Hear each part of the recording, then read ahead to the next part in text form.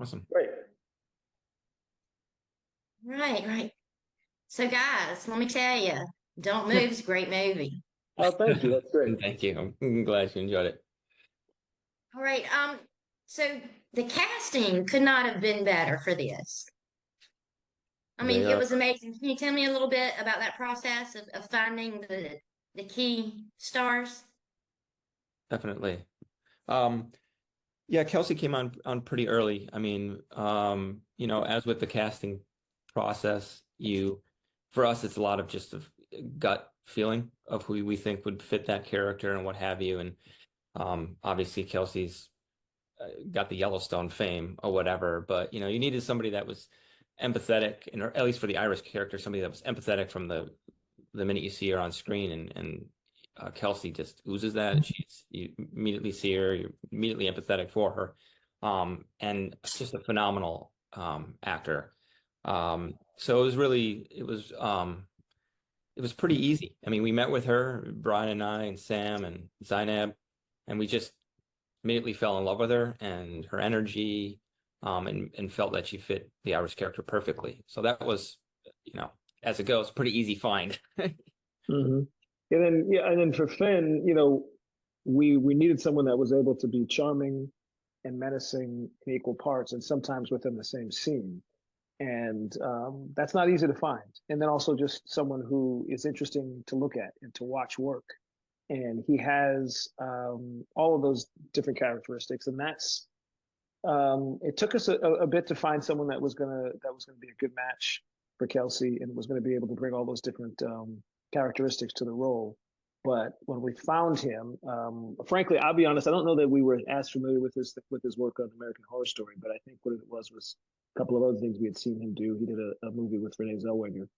I think he played her husband, one of her husbands, and it was like, oh wow, okay, he's holding his own against Renee, and he has the look, he's got the charm and all those things, and then realized he had played some darker characters in the past, and it was fate, right? As Richard says in the movie, it was fate. So it was a great find, and we're just they were great to work with, great people. The movie starts off so sad. I mean, Yeah. with this woman suffering a loss, and seeing her standing on the edge, and just her little foot just kind of tipping forward, and Uh-huh. then you see Finn, Mm-hmm. and it's the way they interact. They're just perfect for the role. But the movie, you start down with this heartbreak, and then it turns into that desperate fight for survival, Mhm. which was perfect timing. And Yeah, it and was that opening scene that was it's a delicate balance for a movie like this. You know what I mean? People going in to watch a thriller, they know it's going to be a thriller with horror elements, a suspense film. So to kind of open a movie like that, we felt was kind of unique. And we spent mo in the edit of the movie, we spent, I think, the most time working on that opening scene to make sure we got the perfect balance of like Richard, not being too forceful with her. How would he deal with that? Like just kind of playing with a little bit of that and the pacing of that of scene. But I'm glad you said that because that's exactly what we're going for. We were hoping that, you can draw the audience with that and then surprise them in the parking lot later. right, right. The way you approach it's out now. We can talk about things. Mm-hmm. Yeah. Um, Mm-hmm. the way that she's injected with that stuff and just kind of the look on her face, I could not imagine knowing that you're fixing to lose all mobility. You're fixing to, it always freaked me out. Yeah, that's what I mean, that was the hope, is that people would be able to put themselves in the shoes of Kelsey. And I think that's, if there's a reason why I think it's working as well as it is. I mean, I think it's that premise. I think when you create something like you always have in your head, you're always really high on it. You always think it's the best thing since sliced bread. You think you've always landed on something, and sometimes things connect with an audience for reasons that even they don't understand. And I think when we were going through this process and we found our creative partners, and everyone started to come aboard, and the talent and the producers and the department heads, I think we all started to realize that everyone shared this excitement because there is this universal fear of loss of mobility. And I've someone who suffered from sleep paralysis in the past, and it's not a picnic. And even if you've not done it, it's just the idea that you don't have the ability to fend off a predator. Even if you were just paralyzed lying on the, lying on your living room floor, it's a frightening feeling. And then when you add in Richard and whatever his intentions are, if Richard is even his name, it just heightens things up. And it just is something that I think people are able, it's like a universal fear, like the way people are afraid of heights, like at the beginning, or they're afraid of what have you. I think the fear of immobility is kind of innate because it is a claustrophobic feeling and you are trapped, but you're trapped inside your own body. So I think that's probably why it's hitting the way it is. It seems like everyone has that fear. Yeah. Right. When it came time to do that, how did you, get her in that right mindset to just not move? I mean, that's because Yeah. I mean, you're constantly moving. Yeah, And yeah, to it's switch not. that, like, breathe. It's kind of Yeah, hard. yeah. Yeah, I mean, that's what actors do. They express with their eyes, their body, and we kind of strip that all away. I would say it all comes in the prep of it. Kelsey met with a friend of ours who is an anesthesiologist who talked through what this would be like, what this would actually be like, what it would feel like. And we kind of marked off the script in a way to know exactly where she would be at certain points. So when we were on the day shooting, we weren't trying to guess or try to figure out where we are. She knew and we knew exactly where we were. And then it was just up to us to a lot of trust on her end. And on our end, it was just us making sure that we are eagle-eyed watching to make sure that, if her eyebrow's not supposed to move, that her eyebrow doesn't move so that it all makes sense. And just, I mean, she did a remarkable job. That is not easy. I know jokes running around, oh, she got the easiest job in the world, just lay there. That is not what's going on. It is actually pretty remarkable what she was able to accomplish in that, and that's just a testament to her acting ability. And speaking of to Finn and his character, we ask a lot of him too. He's got to carry a lot of the narrative momentum of the movie in the middle portion, which he's actually fully paralyzed. So she's got to lie still. He's got to talk a lot. It's not easy on either end. So they did a bang up job and are just super proud of their performances. Yes, they did. And I love the way that you have those moments of, kind of thrills and chills, like when they're in the cabin and you have this, stranger, and then, when they're riding in the truck and there's, she can't, she just has to listen to this crazy dude. And that it all equals out so well when it comes to timing. And I have to say, one of my favorite scenes in the whole movie is when he's explaining how he became this monster. Mm-hmm. Yeah. I thought that was just a fantastic idea. Yeah. That's the writers. What's interesting is when you get into post and you start having screenings. I mean, this was an independent film, so we had test screenings that put on. But what's always interesting with a story like that is trying to figure out how much do people want to know about their antagonist? How much do they want to understand why they are the way they are? For us, Adam and I, we always find that stuff interesting. And it's a matter of how much do you give them and how much do you hold back from it. One of the things that we got us excited is, no matter who your characters are, whether they're an antagonist or your protagonist, you want to understand what makes them tick. The more that you can understand how they are or why they are, it just makes them more relatable, even if they are the villain. And I think also for an actor or an actress, they want to understand this person too, and they really need that to build the character. You can't have the Finn, the performance from Finn that you saw prior to that sequence if that scene didn't exist. That's how he's using that as the basis for everything that he is in the rest of the film. So we love that stuff. Frankly, a lot of the stuff some of my favorite stuff is when she begins speaking again, however limited that is, and they can actually then their interaction becomes more psychological as opposed to physical. And I love watching them go after each other verbally. To me, that's really interesting. It's some of my favorite stuff to watch as well. Right. It's always interesting to me to find out someone's motivations, why they do what they do, and why they are how they are. And to see this, you know, really truly dark side of him was fantastic. But you know, I have to say when it comes to the end, Mhm. I really like the end. Oh, great. I'm glad. We're glad.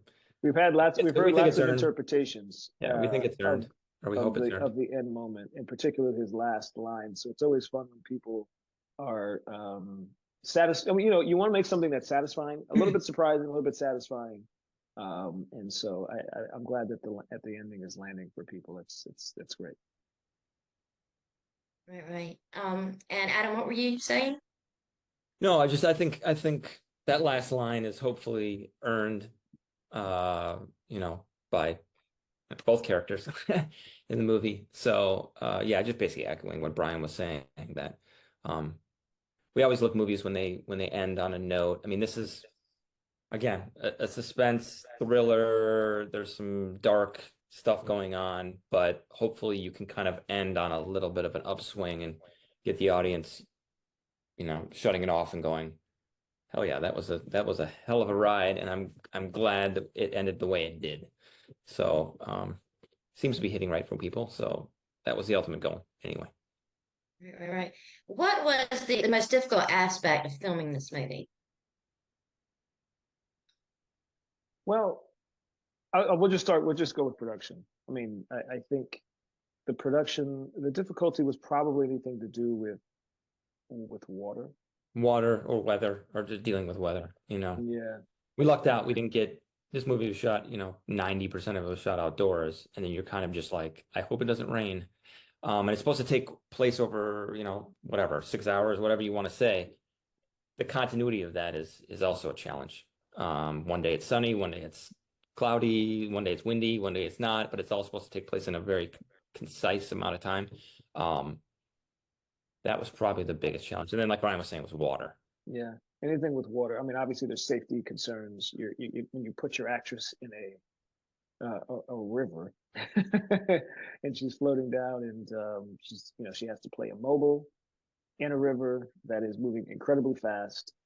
You know those things. It what it does is it just takes time to get things right. Putting cameras in boats and pushing them offshore, like all those sorts of things, which are, you know, the unexciting things to talk about. But you know, with the minutia of filmmaking, like you have to plan all those things out and allow for time and also allow for safety.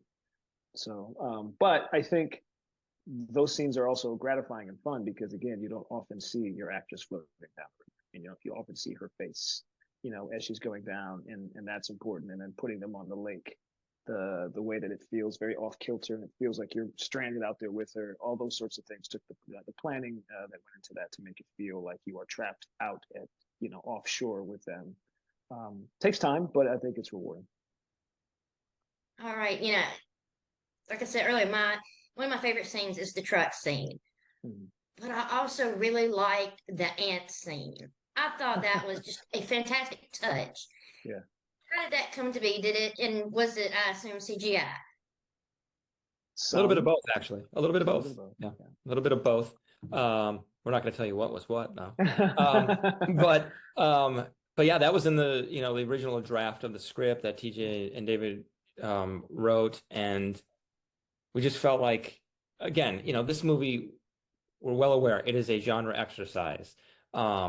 So trying to paint ourselves into a corner, so to speak, and put as many challenges in her path.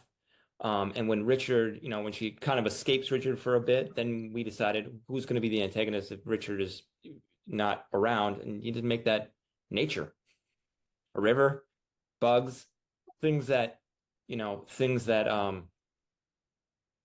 uh make people squeamish, make me squeamish and stuff, and just trying to really pile it on.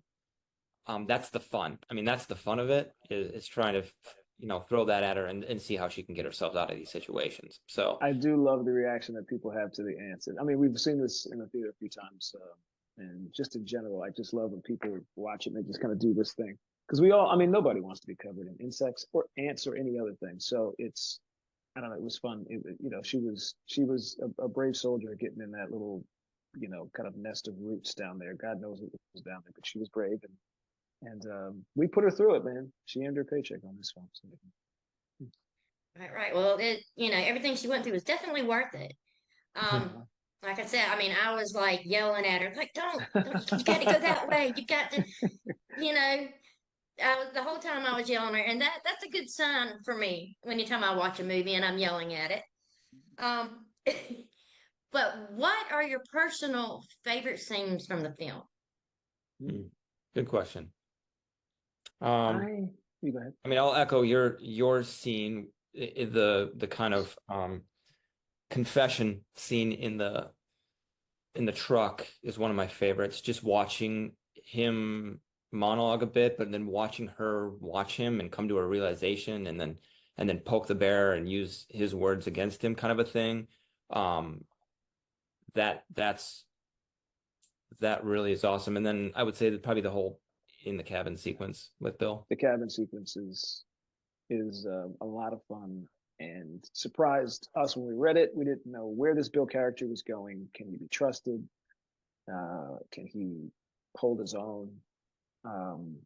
It's a really fun sequence and very much an homage to the sort of filmmakers that inspired movies like this, like Hitchcock and De Palma, like that just love to live in uncomfortable, long, thrilling set pieces. I also really love, to your point, also I love the scene when they're in the car, the scene when they're driving and she's kind of asking him questions and he's mad that she's starting to speak again, and then they pull over. I love that because it's so you're so welcoming the ability for her to speak again. You want that, and then you realize that she's just as fiery as she was before. Like she's not backing down. She might be physically incapable of protecting herself in this moment, but she's at no time does she feel as if she's not ready for the fight. And I just love seeing that. I think the audience welcomes that in that moment. Also, I love the needle scene when she gets him. There's a couple times we've seen that recently, and people start clapping until they realize she can't do the plunger. So that's fun as well. Yeah, that's fun. Right. It's like I said, it's very interesting, and I love that it takes a woman who's very vulnerable on the brink of just ending it all, and then she gets pissed off, and Yeah. she's like, "No, this Mm-hmm. this isn't happening, and I'm Mm-hmm. gonna kick your butt," and she does, and it's wonderful. Mm-hmm. We don't get very many great female characters anymore, Mm-hmm. especially in Hearts and Souls, and you get one that's got this drive to, survive, despite her situation.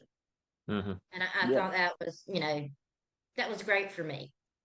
That was the end. That was the ultimate goal. It's good to hear that. That was the ultimate goal, is to, you know, her character arc is, at the end of the day is it's not necessarily getting over the death of her son, which she never will, but realizing that, she's willing to take another step into the next day. And at this point, that's just good enough. Um, and I'm glad that resonated with you. Yeah, because that's basically the ultimate goal was what that was the character arc we were hoping to achieve. So Yeah, absolutely. Yeah, I mean, she's such a great character because, you with her. You can imagine being in her shoes. And then, just watch her, have that form that will to live. mhm. Yeah, I And, mean her grief is specific. Obviously, it's the loss of a child. That's very specific. But I think everybody has been in a place where they are up against it, feel like they don't have answers, they don't have options, they've just been a really low point in their life. And I think that's the other thing I think that attracted us to it. It was the thing that kicked. We'd had the concept of paralysis for a while, but until we figured out her journey, that's when it kicked into place. It's like, what better person to put through this situation than someone who doesn't know she wants to be? And she has to decide. She has to rediscover that desire to not just survive, because survival is instinctual, but she wants to live. But that's the course of the story. She has to find that. Richard has to bring that out, and that really excited us because it was going to work on two levels. It was going to work on just a fun, thrilling piece of genre entertainment, and then it was also going to work as something that was going to be an example of someone who has to pull themselves out of a really kind of tough situation. Mhm. So that's what we loved about it. right. It's like I said, it's fantastic. And now I'm sure people are loving it. If they hadn't seen it yet, they will. Mhm. because We hope we're so. going to make sure of it. Mhm. Spread the word. But what advice would y'all give someone who is going into making this film? And I know it's not the first time y'all have worked together, Mhm. but what advice would y'all give a future filmmaker? Yeah, Brian and I have known each other since we were 9 years old. So Really? yeah, we met when we were kids and did that. But my biggest advice is bet on yourself. You know what I mean? That was what we did with our first film, which is a film called Delivery, which we self-financed. Um, if you think you have something, bet on yourself. You know what I mean? Go out and make something. I know that sounds cliche, but this day and age, you can make a movie on this. If you Yeah. got something to say and you think you have something cool, go make it. You can do that now. So just go make it, bet on yourself. Right, right, right. Yeah, yeah. I don't. I mean, that's what we did in our first film, but we did that on our first film because we'd seen other people do it. We were Hmm. like, Kevin Smith just made his own movie. Spike Lee just went and made his own movie. Soderbergh, I don't know if he self-financed that, but these were all small movies. You're not going to get a lot of money for your first film. So if the idea is airtight and interesting, and you're just going to have to show people, you have to prove to people you can do it, and it doesn't have to be Citizen Kane. Right. It Or in just needs, Pelly. Or in Pelly, Paranormal Activity. yeah, just Go just make make it. it, just make it at whatever with whatever resources you have at your disposal. Right, right. Okay. Seeing that tomorrow is Halloween, Mm. um, what are your favorite horror movies? Silence of the Lambs is mine. Um, Good choice. I Did you watched ask that. for one or just multiple? How many ever you want to tell me? Okay, awesome. Okay, I'll let you go back. Keep going, Adam. No, I mean, some of my favorites. Silence of the Lambs is definitely my favorite. Some of my other favorites are, Evil Dead 2, Alien, the classics, The Exorcist, Shining, Nightmare on Elm Street, all the ones that I grew up watching. Newer ones, Hereditary, Talk to Me, blew my mind. I thought that was brilliant. So yeah, people should first watch our movie and then go watch those movies. I Right, think he right. has everything on his list is on my list. I mean, the only thing I would add, Candyman, the original Paranormal Activity. Mhm. Um, yeah, I think a lot of the same films. A lot of Horror's the in a same. good place. I feel like horror and thrillers are in a good place right Barbarian, now. Smile. Yeah. From recent years, I've really really dug those. Oddity this last year. Um, so yeah, lots of good stuff coming out. Usually, it's the stuff that's coming from the margins. It's not coming from the studios typically. So hopefully that continues. Right, right. And they're all great choice. Silence of the Lambs. I mean, you don't get much better than that. I mean, It's kind of perfect, isn't it? that's I got Still terrifying. I watch that 4 or 5 times a year still, and it Yeah. still gives me the creeps. Yep. yeah. I'm that same way about The Exorcist. It's Yeah. still in my skin. Still. Yeah. Yeah. Still. Well, I thank you so much for y'all taking the time to talk. Thanks for watching. Thanks for this. It's been great. Yeah, thank you so much. Y'all have a happy Halloween. You too. Thanks, Kelly. Be well.